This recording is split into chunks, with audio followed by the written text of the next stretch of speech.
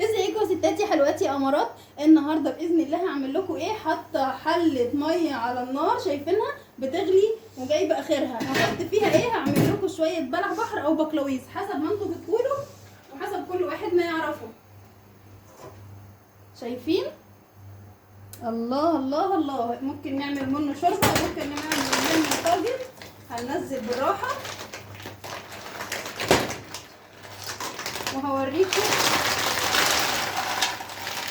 طريقة سلقه وكمان طريقة التنظيف بتاعته. خليكم معايا يا جماعة كده.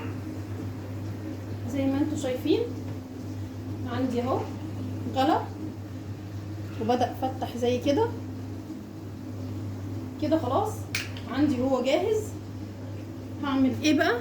عندي مصفى على الحوض وهدلق فيها ايه؟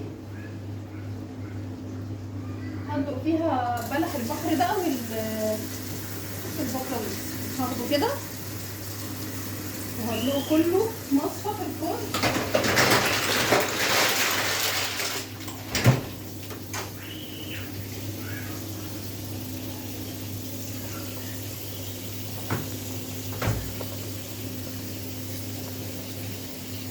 كده اهو.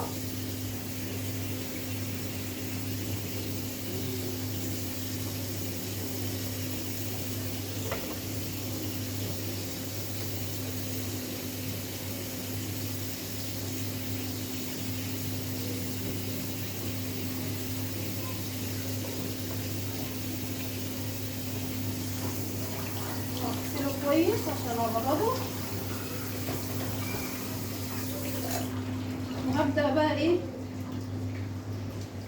افتحه كده وطبعا هرمي الصدفة دي.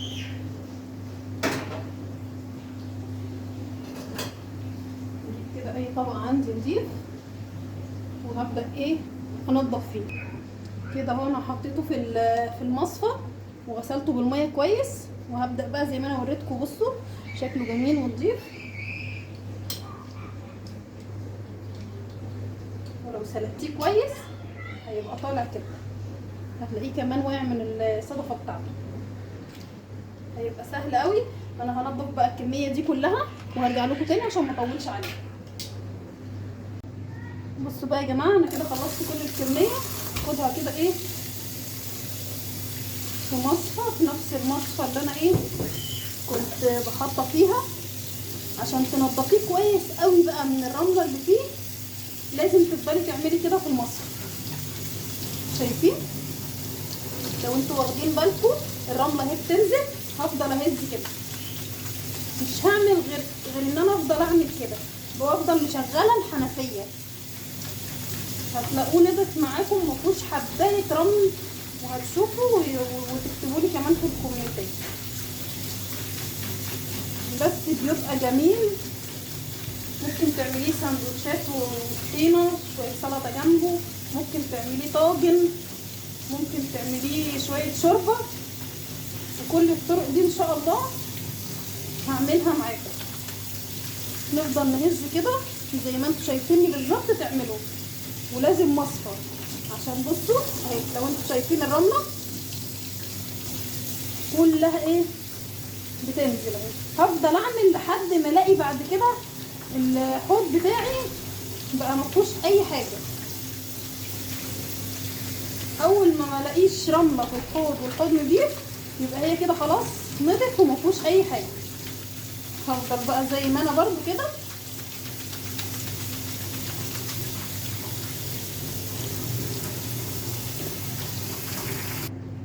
بصوا يا جماعه انا كده اهو نضفته وخليته زي الفل.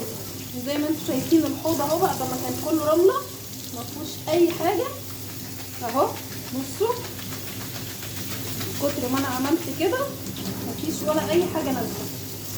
بقى زي الفل. بصوا ابيض ازاي جميل. اهم حاجه في اللوجز ده او في بلح البحر النظافه بتاعته. ان انت تنضفيه كويس هتاكليه ويبقى طعمه جميل وزي الفل. لو ما نضفتيهوش كويس مش هتعرفي تاكليه، هيبقى كله رمله وهترميه في الاخر اصلا. خساره ليه، هو في مصفى زي كده، اهم حاجه انه يكون في مصفى، وزي ما وريتكم بفضل اهز فيه كده وهتلاقوه نبت. وفي الف هنا وشفا للي ياكل كده. هسيبه يتصفى عندي، وزي ما قلت لكم يا اما هنعمله شوربه، يا اما طاجن، يا اما سندوتشات وجنبها طحينه شويه زيت كده يعني وبصله وطماطمايه وكده. هبقى اوريكم كل الطرق دي، ولو عايزين تشوفوها قولوا لي، وان شاء الله باذن الله نعملها مع بعض.